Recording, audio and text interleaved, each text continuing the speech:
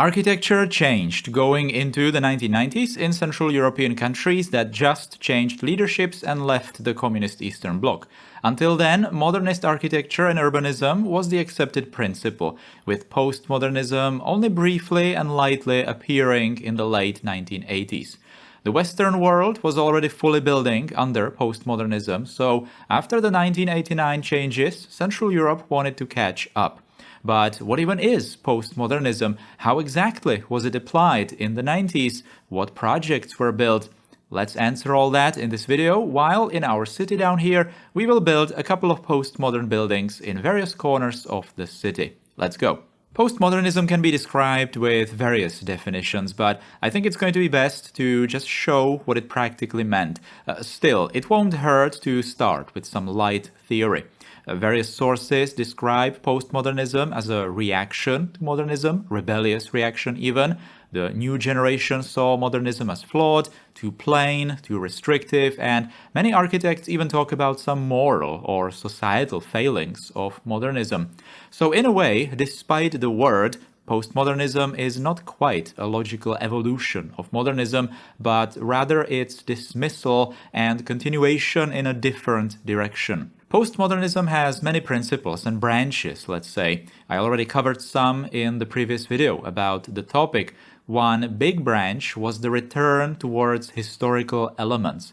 Not necessarily only ancient or classical, but also towards some early 20th century functionalism, for example, which is going to be important later with some examples. Basically, the return to any kind of style that was seen as the good times back in the day.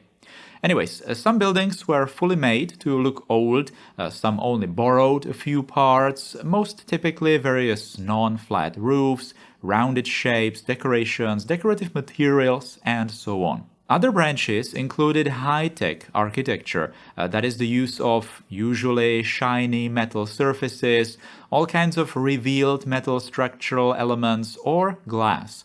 Then there is deconstructivism, a huge part of postmodernism, which in short means using unusual or intentionally broken or misaligned geometry, parts of buildings, window positions, and many more weird shapes. And many other principles, which makes postmodern architecture a very broad term. Some projects then combine many of these principles all at once, as we will see. And that's just architecture. Then there is a big switch from modernist into postmodernist urbanism. We already hinted it in the 1980s, but I will return to it in some other video here in the 90s now. But it's really important to stress that postmodernism is not just architecture of individual buildings. Before looking at examples, it's also important to say the background: economic, societal, and political. Central Europe, of course, switched leaderships, and as with pretty much any switch ever, humans tend to go from one extreme to the other, especially when the switch is fast, like it was.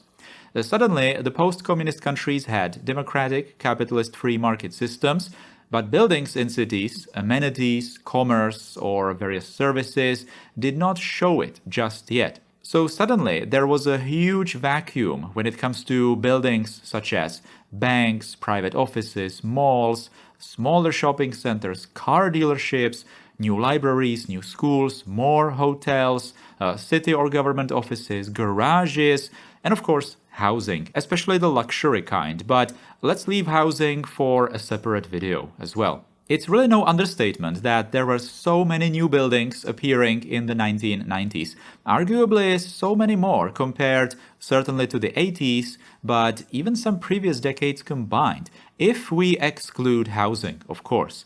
This is the Czech National Bank's office in Ústí, finished in 1994. Let's break it down. Right from the start, it's clear that the architect wanted to make it resemble something older, but at the same time not have it unified in one older style, and just bring something fresh. The entrance is made of those 3 tall openings, which is quite typical of older palaces or government offices. Behind that is a properly modern, almost high-tech glass wall, colored blue. There are the round windows in the middle, which just introduces a different shape, but it's also something done in functionalism before. The building is then highly asymmetrical to the sides. On the right, there is the rounded corner with a dome on top, certainly quoting some older styles, and below it are very large windows made of glass bricks. This is an interesting detail because the architect wanted to specifically do this to quote the interwar functionalism, but the public heavily disagreed, saying that glass bricks are typical communist standardized element that have no place on a contemporary building. This is actually a big point, as architecture in general, because of this pressure, tried to go as far away as possible from building practices before 1989, including the selection of materials, so bare concrete, rusted metal, ceramic tiles, all of that would disappear from design for a while. Interestingly, polished stone would play a huge role in 90s architecture, despite being heavily used throughout the previous decades too, although mostly on the inside, now it would be on the outside. This building, according to its authors, wanted to heavily draw from Baroque architecture as well, due to the nearby Baroque church. Apparently that's the reason for the entrance geometry. So, to sum it up, the building tried to return somewhere, but with some elements it returns like 70 years into functionalism. With some elements it allegedly wants to return some 200, 300 years, while putting a fresh coat over all of it. Did it succeed in that? Is it a good fill in the space in the city? Another bank building opened in Liberec in 1994. It is supposed to be a relatively ordinary-looking structure made of polished stone once again, with ordinary windows and ordinary geometry, but broken by the glass crystal that extends over the entrance in a sharp, unusual corner, which does not align with the stone part of the building. From this direction, the bottom floor is also higher, with columns and glass facade behind it, which somewhat continues a little the geometry of other buildings on the nearby square. Very typically, there are details made of polished stainless steel again, and the northern facade has colored stripes, which is also kind of typical of the Czechoslovak postmodernism. The building does what it's supposed to in this location. It finishes a corner, it very loosely continues established geometries, and it's not taller than the surroundings. So overall, it's a very postmodern example while keeping it slightly toned down. Let's just briefly take a look at the Czech National Bank's office in Plzeň, which very similarly to Liberec uses the same colored polished stone facade, this time practically everywhere, with various many elements all around it. Heavy quotation of functionalism again, but overall not as crazy, fitting the building's purpose. Banking is of course a very serious business. Here is just a tiny example of a refurbished first floor in an older building of a bank in Carlsbad. Again and again, banks loved polished stone and stainless steel in the 90s. Notice that a fake ancient column just slapped there for good measure to have that historical quote. Now, much crazier example of a bank in Pardubice. This building has everything, and it's supposed to look like, well, everything, all at once. It has towers, pyramids, organic shapes, balconies, you name it, it's all there. Architects heavily disliked this one when it was opened in 2000, calling it an architectural dead end, useless mix of elements without any vision. Nevertheless, very typical 90s approach, deconstructivism is clear, and just the attempt at fitting all sorts of quotes into the whole picture. Let's now see some better example of deconstructivism. This is a Czech-Polish high school in Orlová from 1996, where probably the first element you notice is that angled wall. And that's exactly that. We would expect that wall to be straight, but it's not. It's deconstructed. In this case, it's a purely decorative element. It doesn't alter the interior, as you can see by the window. What's also just on the outside are those seemingly unfinished top floors that just continue the window holes where there is no building behind anymore. We would expect the front wall to just end with the rest of the building, so in a way, deconstructivism is about surprising us with things that don't really make sense. This building also uses some high-tech look with all the outside metal and overall grey metallic looking facade. The interior is actually really nice, and especially the entrance hall. And what do we have here? It's the old glass bricks again. Architects really wanted to revive those. So here we have deconstructivism, high-tech, rounded shapes, even older elements, all in one package. The main architects specifically mentioned that they wanted to provide something new, some big contrast to the dull grey landscape of the concrete panel housing, including its urbanism, since the school is in a panel housing district.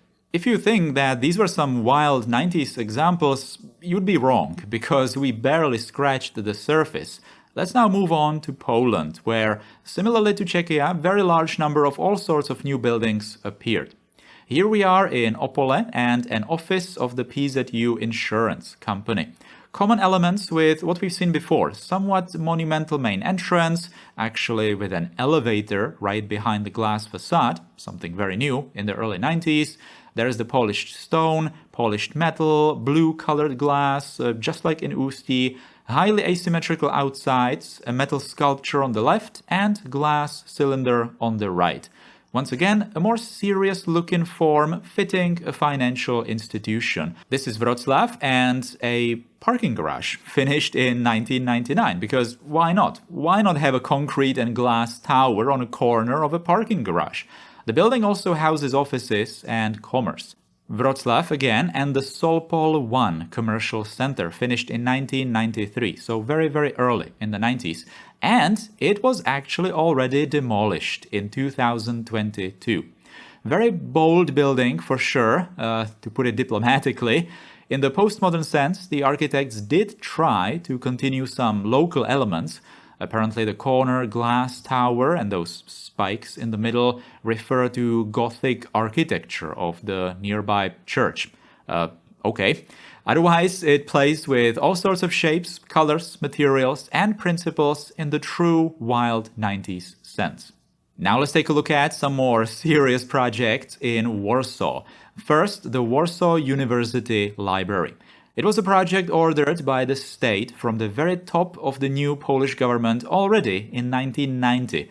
The best Polish architects entered competition in 93, and the library was finished in 99. So it's fair to say it was a highly important and prestigious project. Let's take a look at where the building sits. It's close to the city's downtown, near the river, in a medium density area. It's far from any squares or main boulevards, in a rather green district. That's it. That's the environment, and the architects clearly decided to respect that while providing new architecture. The building is short, it perfectly works with its given land, and even generously adds to the greenery. The structure itself is super simple. It's just raw concrete walls with uniform windows and subtle metal decorations that serve as holders of the vertical greenery. All of the metal details are also green to just make the structure even less pronounced underneath the greenery. The roof is flat but rounded on the sides. There are glass walls, somewhat deconstructing the main perimeter, but not forcibly as in the previous examples. The whole project is of course dominated by the front sculpture, which obviously hints some ancient style, but doesn't just cheaply try to copy one-to-one some ancient pillars or something like that. It's just a vibe that resembles that. Of course, the choice of materials is genius to invoke that feeling, these copper plates with fake and in time real patina. It's crystal clear that we are looking at a library from this side. That pink structure was actually added later, and it's a real historical 19th century metal bookshelf. Genius. The roof garden was opened a couple of years later, and it's apparently one of the largest roof gardens in Europe. Inside, it is a properly modern library with generous space and light going in through the huge roof windows. It also has underground parking garage and entrance for maintenance or resupply. Definitely a postmodern building, but we can clearly see that it's totally different from the previous examples, yet following those same principles. It just shows that architectural theories and current trends are one thing, the implementation is another, massively.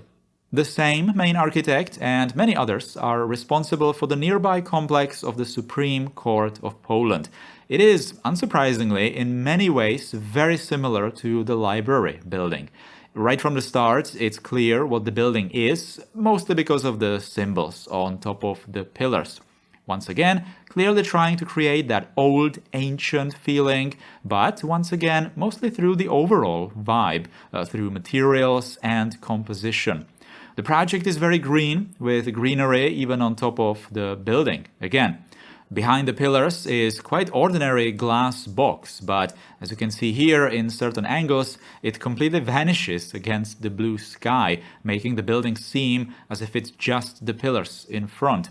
This project is certainly supposed to be more monumental, more serious. It even has the part going over the road, plus there are plenty of open spaces in front. But then again, it's a Supreme Court, so it makes sense. One big part of post-communist postmodernism is also religious architecture, which already started to be popular in the 1980s, again, in some regions, but now in the 90s even more. This is an example from Poland. The architecture, of course, fits the purpose, so it doesn't have any crazy colors or geometrical experiments, but still, postmodernism is undeniable in here. Another postmodern church from Slovakia from 1994. The main building might look even old, but then you notice the asymmetrical sides, the glass and details and stripes on the facade, and yeah, it's the 90s for sure. East Germany was once again different in 1990s architecture. Various possible reasons for that. One that makes a lot of sense is that due to the reunification and practical Western takeover of Eastern commerce and financials, the architecture was also taken over. And since Western architects were a lot more experienced with postmodernism, they wouldn't go for some crazy, colorful, geometric excursions as further east. German architecture and design was also generally more tame or gentler. In any case, we cannot really speak of typical East German architecture or urbanism anymore, since it's just one Germany now, and practically these practices are taken from the West. A good example is the refurbishment of the Reichstag in Berlin. The building sat right on the Berlin Wall, so it wasn't used that much, but after the reunification it would grow in significance, so it must have been finally fully restored since the Second World War. The job went to a British architect who designed the famous glass dome, which was overall a very postmodern thing to do, combining the high-tech with the old building down below. Plus, it has the spiral path the public can use to go just up and down, look at the city, and look down inside the building. This is an example of a multifunction block built sometime in the 90s in Leipzig-Grünau district, the city's biggest panel housing area. It's actually quite hard to even spot postmodernism there. Zero craziness, zero bold experimentation, just a simple one-color building. The angled roofs hint postmodernism, but that's about it. This huge shopping mall nearby was actually opened already in 1996, which is surprising because from a Czech point of view, for example, it looks very contemporary, unlike mid-90s, which only illustrates that former East Germany was truly gone, and it was all properly the Western world with all its architectural experiences of the previous decades. Hungary was in the same boat as its former Slavic comrades when it comes to 1990s architecture, although Hungary was a little more progressive with postmodernism, which ties to the looser political line of the very late 80s there. Already in 1985, the Taverna Hotel, today Mercure, it was the work of a brilliant architect József Finta, who actually passed away earlier this year. Together with another Hungarian architect, Imre Makovec, they were responsible for many iconic modernist and later postmodernist works. Finta focusing on hotels and financial buildings, while Makovec doing postmodern churches. One of such churches is in Paksh from 1988 already, and It just looks great. I don't think anyone would guess it was built in the late 80s, and it's actually also made of wood, a structural material practically unknown during the communist times elsewhere, with some modern elements, of course. A smaller chapel, this time with a very similar look, was also built in Devecser. Makovec's handprints are crystal clear with these kinds of projects, like this church from 1995 in Sas Halombata, this time with a more complex building. It's questionable if we can even speak of postmodernism here, but if you look closely, the principles are there. For example, that white wall clearly pointing to some other styles, perhaps a different building that the new project refers to. Actually, in the same town, just around the corner, is a church by Josef Finta, and they couldn't be more different from each other in terms of geometries, materials, and just the overall concept. Okay, just one more Makovec before moving on. This is a cultural center in Lendava, Slovenia from 1995, and just look at it. I don't think I've seen anything even remotely close to this anywhere else. It's highly unique, and in this project, it's also very much postmodern. The 90s are a little more obvious here with some shapes and just the feel. It's very original though, despite using very bold elements, and there are even some historical things, especially on the inside. But similarly to the Polish University Library, the building is obviously new. The old feel is made with the overall vibe, let's say. Sadly, Imre Makovec passed away in 2011, but he also designed some housing projects, so we will surely hear of him again in the series. Now let's move back to Budapest, to Josef Finta and his mid to late 1980s International Trade Center. Especially when we compare buildings like these with the sad, naive attempts at postmodernism in Czechia or Poland, it's just crazy. I could easily see something like this in the 90s New York or something like that, yet it's barely even post-communist Little Hungary.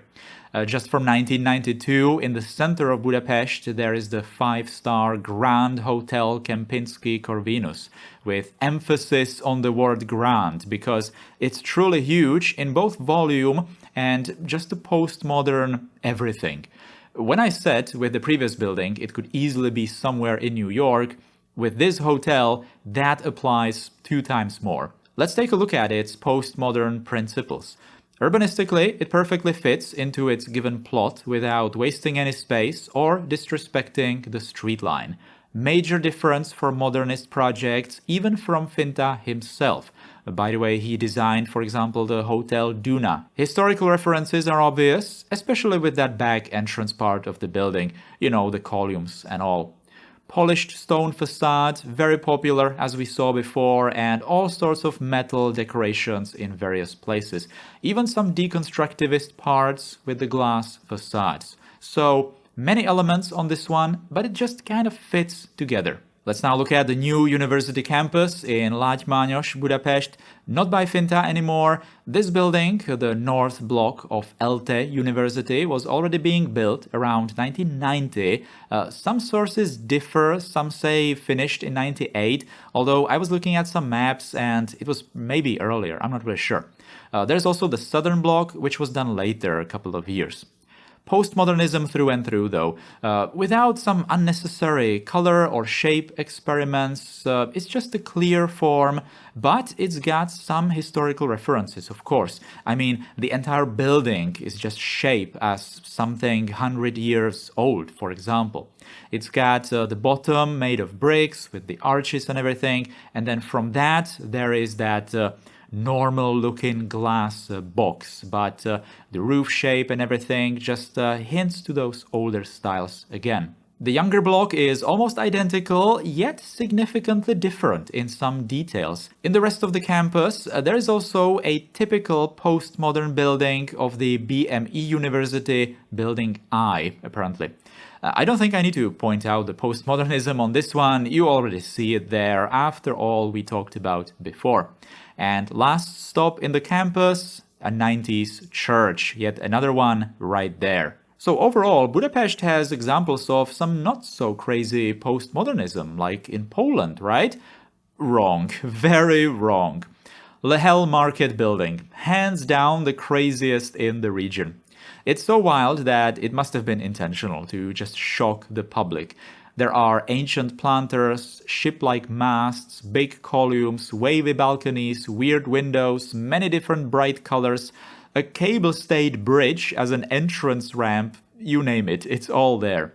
Actually, this must have been really difficult to design, because the weirdness is not random. It makes sense because all of that just fits together in this really wild example. Alright, so let's try to wrap this up. Just like I showed you in the beginning in that picture, there are so many more postmodern buildings in 1990s Central Europe. But I guess you probably get the idea, and you can always look them up yourself if you are interested in more details. I hope after showing all these examples, I illustrated that it's not an easy topic, easy in the sense of what to make of it. And like I said, we completely skipped housing and infrastructure related stuff because that will be in their separate videos, as they clearly need it. Especially in Czechia, Slovakia and Poland, the very early 1990s can be characterized as completely switching away from the old communist styles, quotation marks, ditching all the materials, principles and even color palette, and just building something completely fresh, especially ditching the principle of uniformity and uniform prefabrication. Everything now needs to be highly unique, highly personalized, individualized, just like society itself. I recently read a book about postmodernism by Charles Yanks, and he wrote a beautiful phrase that in modernism there was mass standardization, but in postmodernism there would be mass customization. He also quoted Henry Ford with his famous, quote, "Any color the customer wants as long as it's black," end quote, when talking about modernism in the past and how in the future that will not be the way. Also because of technological progress in manufacturing going into the 21st century, of course. This is actually a huge topic that I would really like to dive into sometime in the future, because manufacturing capabilities of modern construction industry is kind of my working field. So I'm really looking forward to creating some coherent talk about that. Anyways, the 1990s architecture had to reflect all of those changes, both societal, political, and, all kinds of changes. Unfortunately, there are not many architects ready to do that around here. Architecture in general heavily slowed down in the 1980s, unless you wanted to design panel housing or panel offices.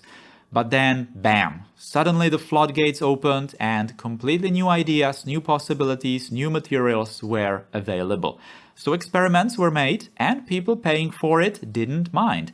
On the contrary, welcomed the switch from old times, almost hysterically demanded a big switch from old times, just to go away as much as possible from the old times. No one wants to be seen as backwards, but at the same time, no one was exactly sure what that even means. So this led to crazy designs, crazy shapes, and crazy deconstructivist excursions that were perhaps sometimes done just because that's the Western trend without thinking too much about it. Some architects in interviews admit that they did things in the early to mid-90s intentionally over the top to rebel as much as they could because those were simply the times. And indeed, they do frequently mention the old times to escape the old times, present contrast to the old times, and so on and so on. We can also see how architecture was a tiny world in Central Europe, mostly as a remnant of its state centralization before. In Wrocław, Poland, the crazier, colorful postmodernism was basically all one architect. In Prague, we also mostly see 2 or 3 names over and over again. Same in Hungary with those 2 that I talked about. So it was then a coincidence in a way that those individuals preferred to build something over something else. Their education and abilities to study architecture abroad played a gigantic role, of course, which is where the loosened regimes in Hungary must have played a role. Nevertheless, 90s architecture also presented some gems in some regions more than others and clearly showed possible headings of architecture going into the 21st century. But it also presented some arguably dead ends and not exactly great projects. There was also that big economic shift that whoever paid for it got it. If private entity orders terrible architecture and fully pays for it, then that's their decision in the capitalist free market. Although, to be fair, in the communist times this was pretty much exactly the same. The officials responsible for certain projects, if they didn't see anything wrong in the architecture, just greenlit it as well. It was always about the people in charge accepting certain architecture. What do I think of 90s architecture? Well, it's definitely too early to say when we just scratch the surface here in the series, but I'm sure there will be a fiery discussion down below about it, so might as well give my thoughts now. Overall, some principles I'm fine with. Some are very, very welcome. The sort of pragmatic return to older styles, for example. Until it's some kitsch half-historical revival, just for the sake of it. That I don't like. Deconstructivism, I kind of struggle to like, to be honest. Mostly the kind that's there just for the sake of it, again. A big topic is respecting the surroundings. A lot of people somehow think this automatically means copy-pasting the neighboring buildings, which I heavily disagree with. The respect is all about scale, some layout principles, urbanism in short, maybe some decorations, but certainly not blindly following something old. But this point is super individual, although a lot of postmodern projects do keep it in mind, which I like. But all of this highly depends on the project. I know, it's kind of lame to say it, but it's true that all styles have examples that do and do not work. And on top of that, the same might not work everywhere, so the place is very important too. Function of the building is super important. Interior design, its usability, and your personal experience inside, or with what it represents. A lot of people in Czechia, at least, associate 90s architecture with 90s shady stuff, with the wild 90s. A lot of people got scammed in the 90s, so they hate the polished stone and metal of the 90s banks, for example. Current state of the building is also very important. It's easy to hate some architecture because you frequently need to deal with some half-decayed example of it. Lots of people hated certain buildings only because they were covered in ads in the 90s. And also, judging buildings based on just pictures from the internet without interacting with the building personally, which is kind of the building's purpose, might not be exactly ideal. So I think that that's all worthy of a little thought, in my opinion, instead of just blindly following some polarizing architectural influencers, especially these days. Well, anyways, enough philosophizing. We will talk about architecture plenty more in the coming episodes. We will cover housing, postmodern housing, new housing policies, big projects, small projects, and low-density projects, business baroque, of course, and many, many more things.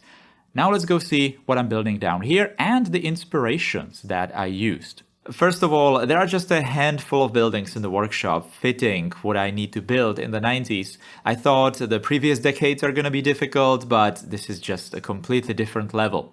This means I had to really improvise with what is available. Therefore, what I built in the city is not quite what I hoped for. But anyways, the first project was filling an older block, still unfinished since the Second World War. There still were quite a lot of those in Prague, for example, even from earlier times. What I wanted to build here was something resembling the famous dancing house. It was built in place of a corner building, exactly destroyed during Allied bombing of Prague in 1945. It is quite obviously a postmodern building, highly organic, deconstructivist, lacking symmetries, but at the same time, it's fitting the place, the corner, rather well. It's just continuing the block with the two dancers breaking away, hanging over the street.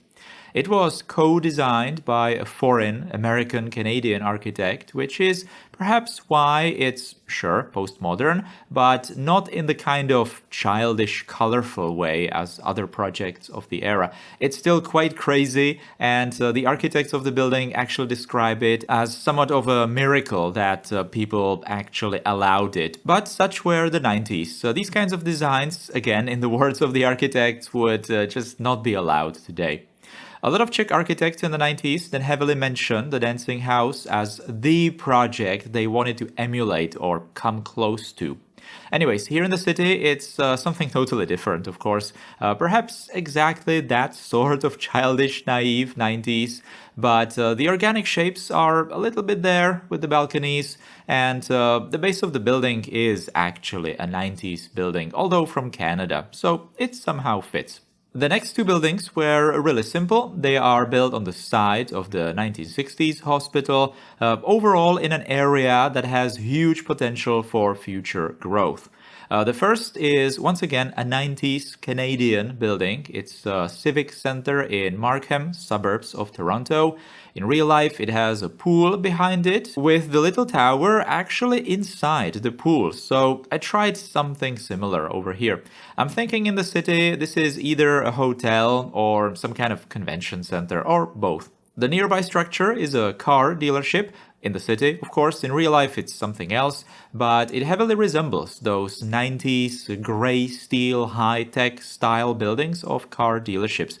This is a somewhat similar looking 90s car dealership in Prague, although I saw much better examples somewhere else, but I just cannot find it anymore. Anyways, very similar buildings then popped up also in the 2000s, practically everywhere. A third sub-project today probably has the craziest inspiration. In the city, I also placed it in a very promising area for some future growth, huge future growth. This is the inspiration from Prague, once again, and just try to guess what's the function of this building. For the longest time, I thought it's some sort of indoors theme park or, the kind of suburbs entertainment center or something like that. But no, it's a city archive, actually. That's why it's so huge and it doesn't have that many windows. It's just a box, really, because it needs to have lots of things inside. It's made of several buildings. It's actually a huge complex. Some of the buildings are a little more grounded with their designs, but one of them has that super colorful facade. They all have common those metal decorations around staircases and little roofs over them, which is what I tried replicating over here, plus the crazier facade. Fourth project was again super simple because I just found a building that could have been used right away. It's some sort of a tropical hotel in the workshop in the city as well. I placed it next to the botanical garden, a little out of the way, and it's probably a place used by the 90s businessmen and politicians doing 90s stuff. That's why I decorated it with palm trees and of course some huge tacky statue at the front. Real life inspiration, just a tiny bit, came from the Crown Plaza Hotel in Bratislava. It's an early 90s project in real life, just opposite of the presidential palace. It doesn't even look that much postmodern except for the roof, which is a dead giveaway. Inside, the building is apparently much more postmodern, much more deconstructivist. And that's all. Those were the 4 projects that I built for today. In the next episode, we will take a look at housing of the 90s, mostly focusing on urbanism of postmodernism, but also architecture, of course, some motivation behind the 90s housing, what they provided inside, and so on and so on. Plenty of other topics for the 90s still, so we will definitely stay in the decade for a lot longer than I initially planned. But anyways, that's it for this one. Thank you for watching. If you liked it, then you know what to do. You know the drill, the clicking, writing, subscribing, sharing down below the video. Huge thanks to channel members who directly support me and this channel. So big thanks again. Take care. Goodbye.